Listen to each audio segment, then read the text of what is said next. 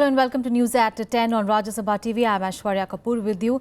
Well, aftermath of demonetization continues to be our top focus. Now, the issue will be discussed in Parliament for the second day today. Now, as the opposition has united on the issue, now government has called demonetization move a war on corruption. All the details on that and much more in this bulletin in the next half an hour. Let us begin with the headlines. Discussion on demonetization to continue on day 2 of intersession in Rajya Sabha today. Long rush outside banks and ATMs continue with no respite from cash crunch. National Green Tribunal questions Delhi Lieutenant Governor and government's decision to lift ban on construction. Asks why ban lifted despite air quality being unsafe. Indian Army denies Pakistani claims of killing 11 Indian soldiers along the line of control, says no casualties on their side this week. And at least 54 people, including children, killed as a hospital, blood bank and ambulances are hit in Aleppo bombardment for the second day. And the second India-England test match being played in Visakhapatnam. India win the toss and elect to bat first. First of the 5-match series ended in a draw.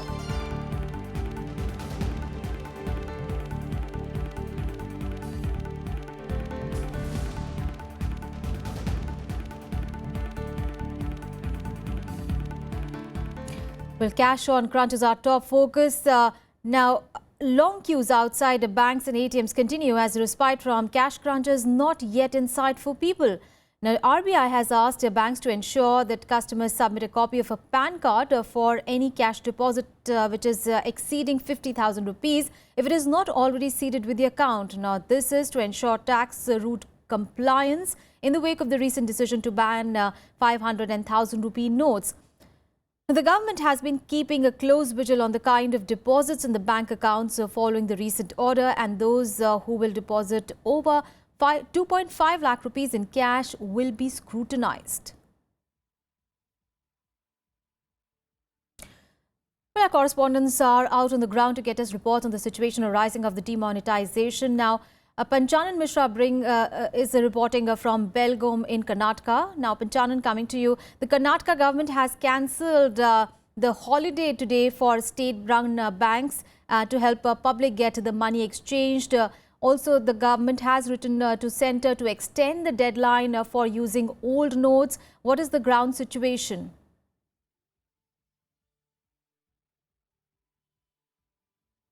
First of all, I want to show you the long queues outside the bank. Now, you can have a view of this long queue outside the bank because the bank has to be open at 10:30 a.m.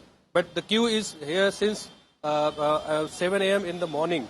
You can understand the pain of the local peoples who are suffering from this cash crunch. But the most important thing is that the initiatives taken by the government on withdrawing the money is not enough for the locals here. They need more money, more crunch, more cash in hand. But you can see there is an ATM, there is a written a 24-hour open. But this ATM works only for 2 hours in a day, hardly 2 hours in a day, which disperse cash. This increases the pain of local peoples, local farmers, local daily wage earners who are unable to cash and to run their daily life. It's very disturbed here in Karnataka.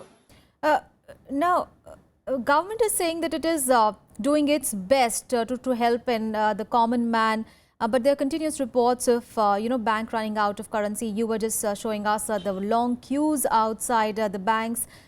Just tell us that there are also reports of hospitals and public services centers refusing to accept the old currency. What are people telling you there?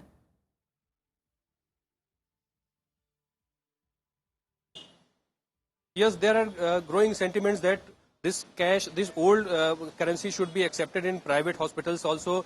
The whole Karnataka politics is now getting the momentum because the assembly session is going to begin on 19th of this month.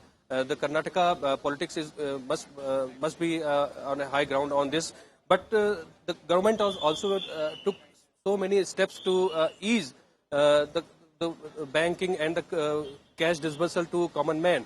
That's why the state government cancelled the holiday, Kannada holiday here, and you can see the banks are going to be open, but the long queues are still here, and the peoples are waiting for relief to them. Right, absolutely, Panchan. And well, thank you so much for joining us.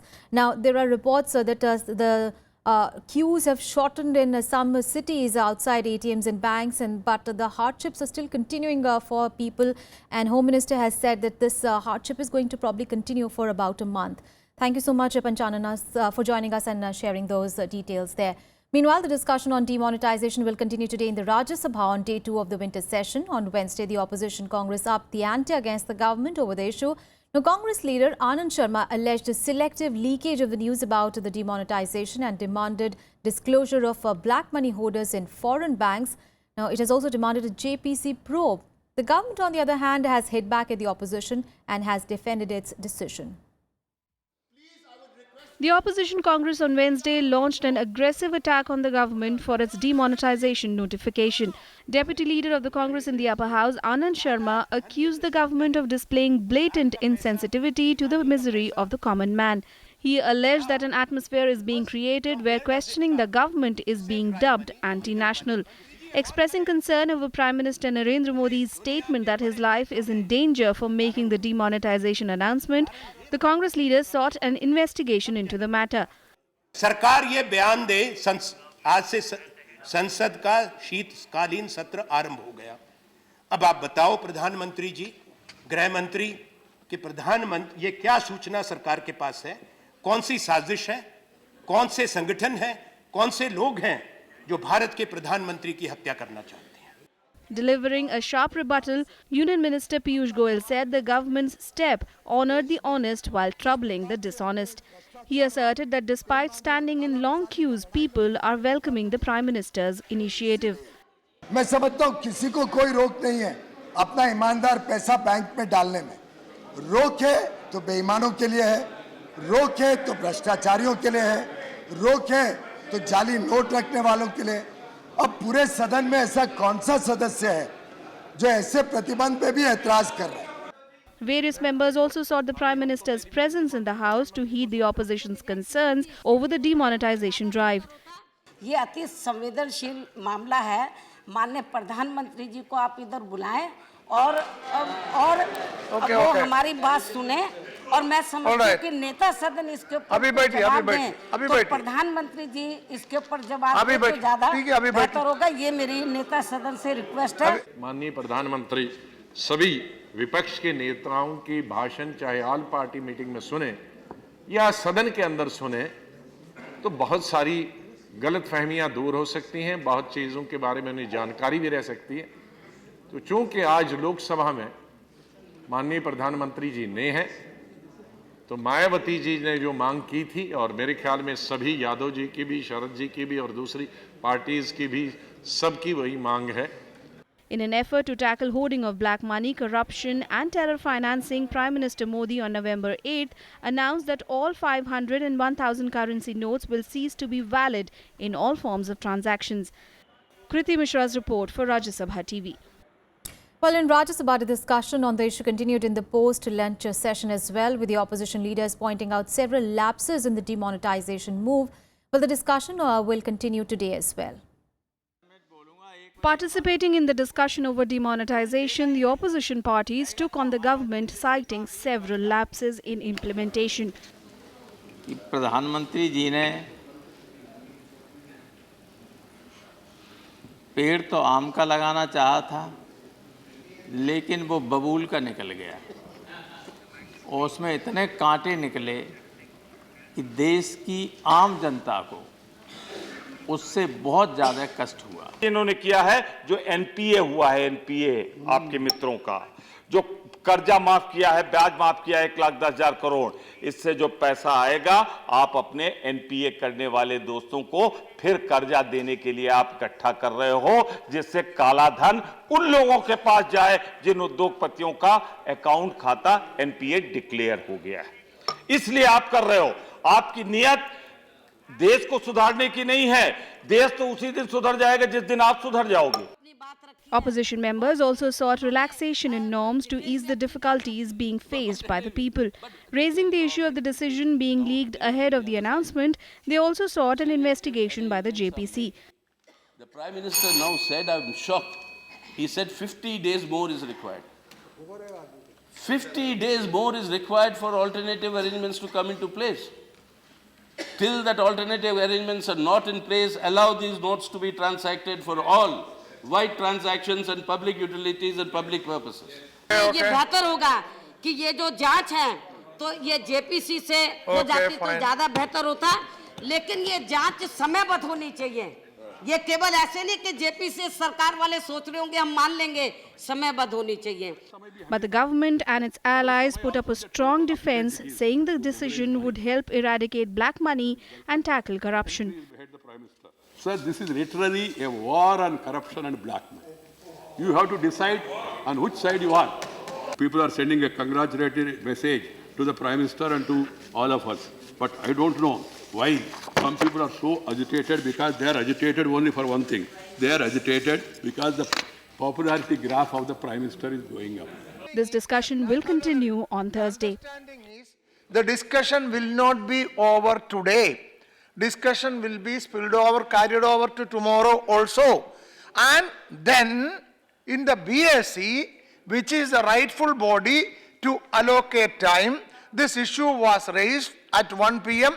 The BSc, the statutory body, and there it was decided that 9 hours. See, 9 hours is allotted for this, and therefore tomorrow from 2 p.m. to 6 p.m.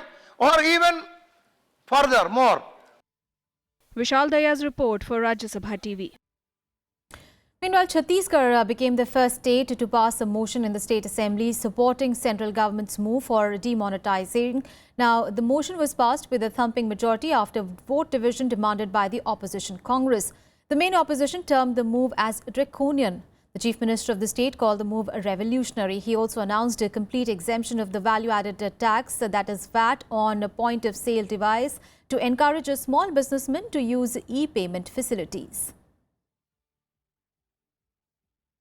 मुझे लगता है कि काला धन अब उसमें चाहे नक्सलवाद हो, आतंकवाद हो, दूसरी गतिविधियों में लगे हुए लोग हों, उनके ऊपर यदि प्रहार होता है तो देश की जनता जब स्वागत कर रही है तो सभी राजनीतिक दल को इसका स्वागत करना चाहिए। अधिकांश मुख्यमंत्रियों ने इसका समर्थन किया, बुद्धिजीवियों ने किया, वित्त शास्त्रियों ने किया, देश के सामान्य वर्ग के सभी वर्ग के लोगों ने इसका स्वागत किया। On to some other news now. Well, a ratings agency Moodys has affirmed India's sovereign rating at Baa3 with a positive outlook. And now it has said that it expects policymakers to continue reforms to achieve balanced growth and reduce the government's debt load. Now, India had pitched hard with Moodys for a rating upgrade, but the US-based agency has maintained that it would wait for tangible benefits of reform initiatives before upgrading its sovereign rating. The positive outlook denotes Moody's expectation that over time, India's credit metrics will likely shift to levels consistent with a Baa2 rating. Now, Baa3 rating implies the lowest investment grade, just a notch above junk status. The Moody's has said a broader range of policies have been implemented that are conducive to moderating inflation and limited current account deficits, but it added that a number of policy reforms, if effective, would lead to higher investment and more efficient savings. Let's move on in the bulletin. Signalling a major trouble for former IPL chairman Lalit Modi, the Court for Prevention of Money Laundering Act on Wednesday accepted the Enforcement Directorate's application requesting UK authorities for assistance in his extradition. Now, the case pertains to a criminal complaint filed by the BCCI, which has accused the former IPL commissioner of misappropriating funds during his tenure. Now, the application of Enforcement Directorate has been filled with a prayer for insurance of a letter of request to the competent authority of the Government of United Kingdom for mutual legal assistance for the transfer of the suspected accused person to India. Now, India has asked Britain to extradite nearly 60 people wanted by it for bringing them back to face justice in India, including businessman Vijay Mallya, who is facing money laundering charges. A very short break here. We'll be back with more news. Stay with us.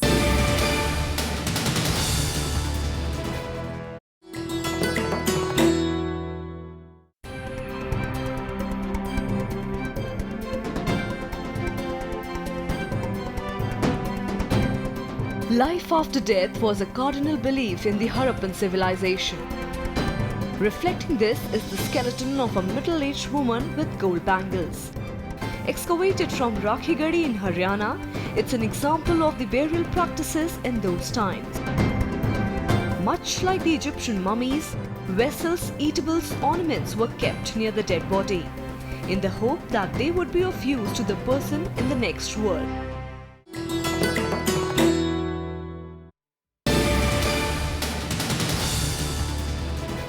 Welcome back. Now, a medium intensity earthquake of 4.2 magnitude hit Haryana early morning today. But the tremors shook Delhi and adjoining areas of Gurgaon, Faridabad, Noida and Ghaziabad. Well, according to United States Geological Survey, the quake shook the national capital at around 4:30 a.m. and was epicentered 13 kilometers southeast of Bhawal district in Haryana.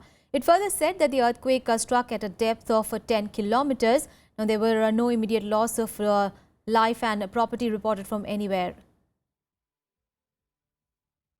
आज सुबह आया था 4:28 को और IST time पे इसका magnitude था 4.4 और ये आया था आपके राजस्थान हरियाणा बॉर्डर पे आलवा डिस्ट्रिक्ट के पास में आया है तो एक्चुअली मेन तो इसका राजस्थान हैदराबाद बॉर्डर में है इसका एपिसेंटर है 27.8 नॉर्थ और लॉन्गिट्यूड है 76.7 ईस्ट डैमेज का रिपोर्ट अब तक कुछ आया नहीं है 4:15 बजे के आसपास कुछ 4:20 4:15 के बीच का टाइम था तब लाइन में बाहर खड़े थे काफी देर से खड़े हैं ATM में पैसे निकालने के लिए सब खड़े हैं यहाँ पे तो लगा कुछ कहीं ट्रक व्रक गया या वाइब्रेशन आती है उस टाइप की वाइब्रेशन यहाँ पे महसूस हुई थी हमें तो लगा था हल्का सा पे वाइब्रेशन हुआ है यहाँ पे झटके आए हैं दिल्ली में भी फील कर रहे हैं कह रहे हैं कि हरियाणा में ज्यादा है बट यहाँ पे भी फील हुआ है And now an update on the Satluj-Yamuna link canal issue. Well, a special session of the Punjab Assembly on Wednesday unanimously passed 2 resolutions on the SYL issue. Now, first, directing the state government not to hand over land to any agencies, and second, not to allow anyone to work for the construction of the Satluj-Yamuna link canal. Well, the special session of the Assembly was convened to discuss the SYL issue after the Supreme Court on 10th of November held the Punjab Termination of Agreements Act 2004, which terminated water sharing pacts with neighbouring states as unconstitutional. Now, Congress MLAs were absent from the House as they had resigned from the Assembly last week. 4 Shiromani Akali Dal leaders, including former hockey captain Pargat Singh and Navjot Kaur Sidhu, also resigned from the Assembly, protesting against the Badal government's alleged failure to protect the state's rights over river waters. Meanwhile, Haryana Chief Minister Manohar Lal Khattar called the resolution passed by the Punjab Assembly as unconstitutional. Khattar said that such actions of Punjab would not have any impact. All Punjab Congress MLAs will meet President Pranab Mukherjee today, while the Haryana government has also called an all-party meeting over the matter. News from the national capital now, and the National Green Tribunal has questioned Delhi Lieutenant Governor and government's decision to lift the ban on construction and demolition activities in the national capital. Now, the NGT says that this ban has been lifted despite air quality being unsafe. The NGT has directed the Central Pollution Control Board to submit air quality data of Gurugram, Noida, Faridabad, Ghaziabad and other places near Delhi by today. The Delhi Pollution Control Committee had convened that pollution levels are down and hence the decision to lift the ban was taken. Now, the decision was also necessitated in view of loss of income to daily wage labourers. Now, to curb air pollution in the capital, Lieutenant Governor Najib Jung has ordered that trucks coming in from other states will be allowed to enter Delhi only after midnight till 31st of January next year. Although the LG has lifted a ban on construction and demolition activities imposed last week, the ban on firecrackers and diesel generating sets will continue in the city.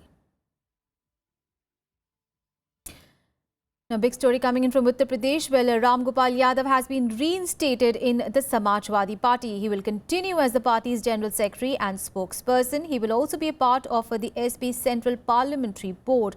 Now, remember last month he was expelled from the party and removed from his post for 6 years.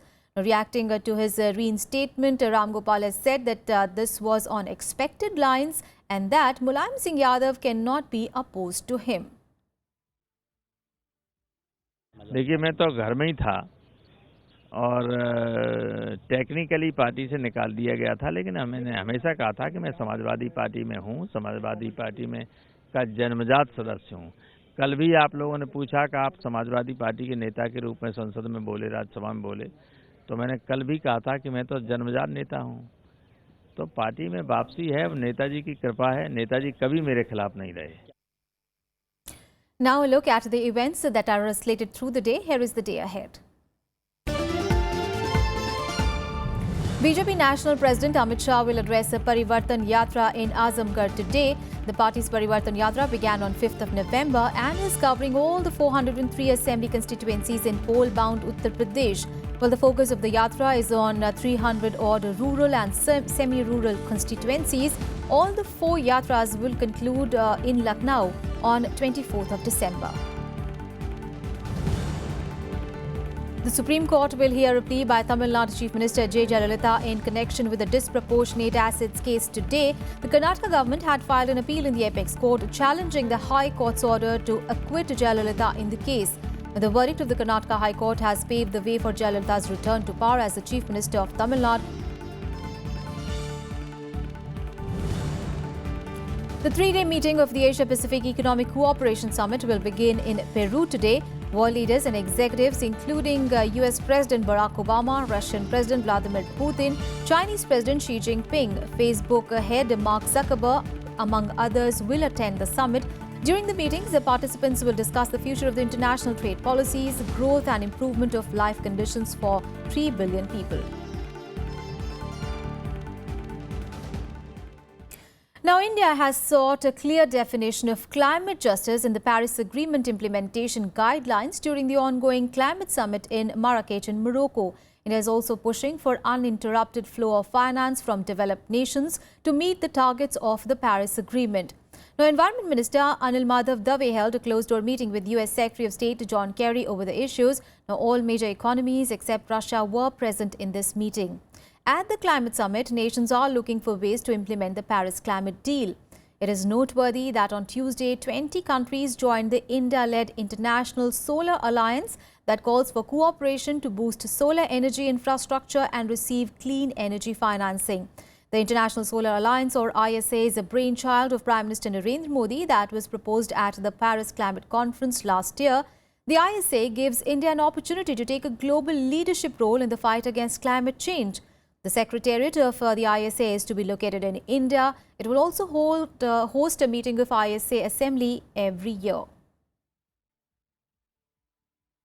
On to the other big story now. Well, Pakistan has said that it has killed 11 Indian Jawans along the line of control on Sunday, the day when it lost 7 of its own soldiers in cross-border firing. The Pakistani Army Chief General Raheel Sharif claimed this during a banquet which was organized by his country's president in honor of visiting Turkish president. He said that Pakistan has killed 40 to 44 Indian troops in the current clashes, but the Indian Army was refusing to accept and own its casualties. The Indian Army has denied Pakistan's claims that it has killed at least 11 soldiers. Now, in a late-night tweet, the Northern Command said that there were no casualties due to firing by Pakistan on Monday, Tuesday and Wednesday.